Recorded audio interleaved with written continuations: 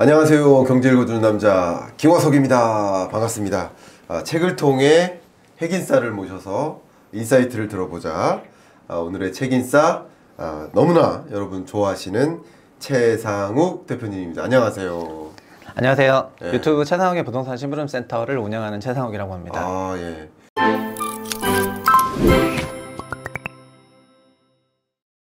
자, 우리 책인싸의 공통 인트로가 있습니다. 우리 책인싸는 인터뷰 방송도 아니고요. 네. 토크쇼입니다. 그래서 토크쇼를 지향하고 있기 때문에 토크쇼답게 자기소개를 삼행시로 멋있게 준비해 주실 거라고 생각하고 네. 제가 이름 하나하나 불러드리도록 하겠습니다. 네. 자, 최상욱은 상당히 웃긴다? 진짜입니까? 네. 안 웃겼어요. 혼자 웃으면 어떡해요. 자, 우리 최부심 유튜브 채널도 운영하고 있잖아요. 네, 그렇습니다. 근데 마침 보니까 오늘 아침에 영상이 하나 터졌더라고요. 맞아요. 예, 그거 좀 소개 좀 해주세요. 그 최부심 채널에서 네. 그 분석왕이라는 코너를 새롭게 6월부터 시작을 했는데 네. 그 주제 중에 하나로 왜 우리나라 정부는 지난 오랫동안 주택 가격을 좀 안정화시키지 못하고 지속적으로 꾸준히 우상향시키는데 노력을 다했는가. 그게 네. 단순히 뭐 부동산 문제 하나가 아니고 네. 노인 빈곤 문제랑 연결이 되어 있다. 그러니까 은퇴를 하게 되면은 우리나라는 연금이 종전소득을 대체해주는 비중이 한 40%밖에 안 되니까 30%대로 굉장히 낮다 보니까 은퇴임박한 세대들이 은퇴하면서 집을 팔려는 게 아니고 사실은 집을 더 산다. 네. 그래서 과거에 2010년대에 우리나라에서는 베이비 부머 세대들이 은퇴하면은 네. 이들이 주택을 다 처분하고 그 다음 받아줄 세대들이 적어지기 때문에 네. 주택 가격이 장기 하락한다는 전망이 굉장히 좀 있었었는데요. 실제로는 베이비 부머 세대들이 은퇴할 때 집을 처분하지 않고 더 사는 것이 이런 연금 이슈랑 연결돼 있고 그리고 주택을 마련한 분들은 어쨌든 주택을 사적 연금을 할 수 있지만 네. 주택이 없으신 분들은 거의 곧바로 그 노인 빈곤으로 가버리거든요. 맞아요. 그래서 집이 있고 없고에 따라 가지고 이렇게 연금화로 해결할 수 있는 계층이랑 그렇게 해결할 수 없는 계층이랑 완전히 60대 중반부터 양극화가 되게 돼요. 이 문제가 너무 심각해서 그 내용을 조금 다뤘는데 부동산이랑 연결돼 있는 문제라 가지고 근데 그게 좀 운 좋게 조회수가 많이 나왔습니다. 아니, 운이 좋은 게 아니라 어쩌면 중요한 포인트를 잡아주신 것 같아요. 왜냐하면 우리가 노후 준비를 위해서 집을 마치 노후 준비의 수단으로서 네. 생각하시는 경향이 굉장히 강하잖아요. 강하죠. 그런데 고령화는 갈수록 심해지고 또 가속화되고 있고 그런데 안타깝게도 그 고령자가 우리나라가 OECD 회원국 중에서 가장 빈곤하잖아요. 네. 그러면 그렇죠. 집 가격이 떨어지면 그걸로 노후 준비를 했던 소위 수많은 세대들이 굉장히 큰 어려움에 직면할 수 있다. 네, 그렇죠. 그러니까 맞아요. 그래서 정부는 주택가격 하향 안정화 정책을 네. 쓰고 싶어도 쓰지 못하는 상황이 되었죠. 네. 그런 부분 때문에. 그리고 우리나라 노인 빈곤은 OECD는 13%인데 네. 우리는 40% 수준으로 3배 이상이고요. 그러니까요. 그리고 노인 자살률도 OECD 대비해서 3배 높아요. 빈곤이 자살의 원인은 아니지만 그 원인 중 하나이겠죠. 그렇겠죠. 그러다 보니까는 이런 노인 문제가 좀 심각해진 게 좀 사실인 것 같습니다. 또 요즘은 출생도 안 하니까 출생조차도 사실 여기 다 연결이 되어 있는데 네. 하여튼 이제 이 얘기를 하다 보면은 뭐 정말 몇 시간 토론해야 될 정도로 토론 굉장히 주제. 깊은 얘기라고 생각이 됩니다. 너무 네. 토론 주제네. 되게 재밌는 게 네. 어쩌면 집값이 너무 높기 때문에 저출산을 야기하는 원인이 되는데 네. 또 집값이 너무 떨어지면 노인 빈곤을 또 유발할 수 있겠다라는 그런 두 가지 네. 거대한 사회 문제를 만드는 아이러니한 현상일 수도 있겠다. 예, 맞습니다. 예, 그런데 갑자기 번뜩하고 드는. 네, 근데 주택 가격이 높다고 해서 네. 출산율이 낮은 거가 아닌 OECD 국가들은 매우 많거든요. 그렇죠. 예를 들면 뭐 다른 나라는 주택 가격이 안 높냐 이렇게 할 수가 있는데 네. 우리는 주택 가격이 높으니까 출생이 낮다고 생각하는데 한국이 다른 나라랑 다른 점은 네.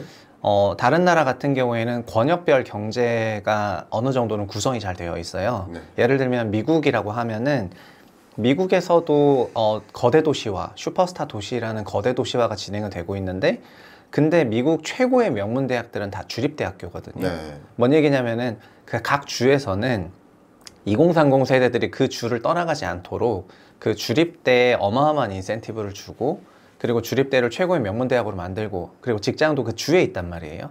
그래서 그 개별 주 하나가 에코시스템이 돌아가는데, 한국은 뭐 지방자치제를 하고는 있는데 어느 정도로 연결이 돼 있냐면은 그냥 부산에서 공부하다가 성적이 안 나면 여름에 대치동으로 와버려요. 그리고 통근통학 같은 경우에도 이제 주 단위 컨셉이 아니라 완전 메가 리전으로 화되어 있다 보니까 통근통학 시간도 2배 이상 걸리거든요. 네. 기본이 1시간 이상. 네. 그러다 보니까 한국은 어떻게 보면 한국 전체가 하나의 에코시스템이 돼버린 거고, 그러니까 자연스럽게 지방에서 어마하게 소멸, 그리고 수도권에 오게 되면은 통근통학 오래 걸리고, 이런 부분 때문에 다른 나라들에서 보여지는 것보다 우리는 훨씬 더 부동산적인 이슈로, 이게 집값이 아니라 도시공학 레벨에서, 그러네. 도시공학 레벨에서 이런 문제가 생겨가지고 출생률까지 쭉 연결되는 것 같습니다.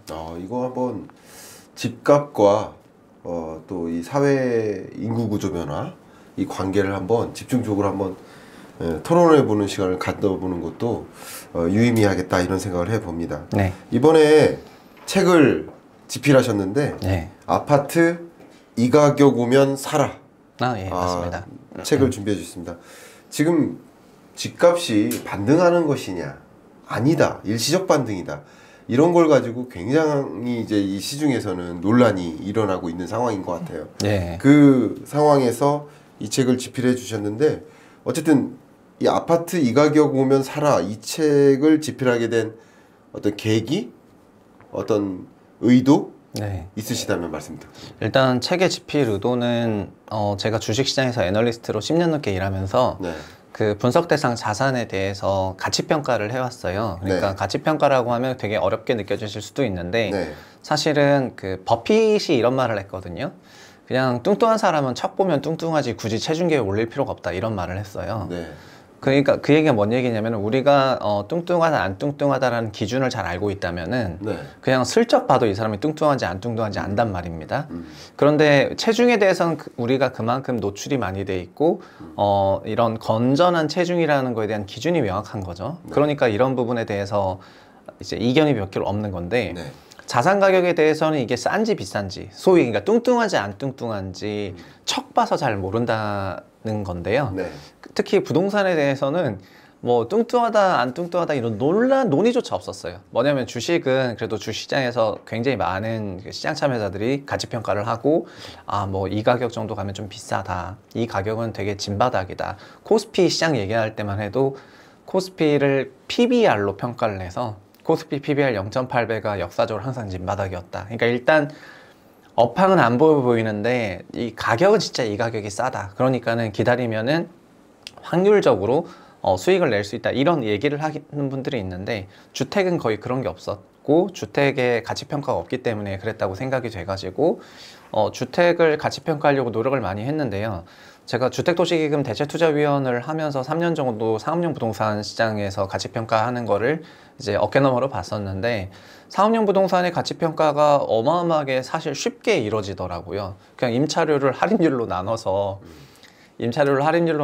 현금을 할인 방식으로 계산을 하길래 주택은 왜 이런 것이 안 될까 해봤는데, 주택은 진짜 오묘한 부분이 있었어요. 그래서 제가 그거에 대해서 좀 깨달음이 있고 나서 이 책을 통해 가지고, 안 되는 건 아니고 임차료를 할인율로 나누면 되는데 주택은 거기다 하나 더 곱해주기만 하면 되는데, 그것만 해서 이제 가치평가 공식을 만들었고, 이게 사실 꽤 쉽기 때문에 그냥 누구나 사용할 수가 있어서, 우리가 체중계를 들고 다니지 않는 것처럼 그냥 눈대중으로 봐도 뚱뚱하다 안 뚱뚱하다 확인할 수 있는 것처럼, 주택가격을 쓱 봤을 때 임차료랑 그다음에 할인율이랑 그다음에 어떤 지역인지만 딱 알면은, 이 세 가지 정도만 알면은 지금 실거래가 좀 비싼 것 같은데 싼 것 같은데 이걸 바로 판단할 수 있게 만들려고 한 책입니다.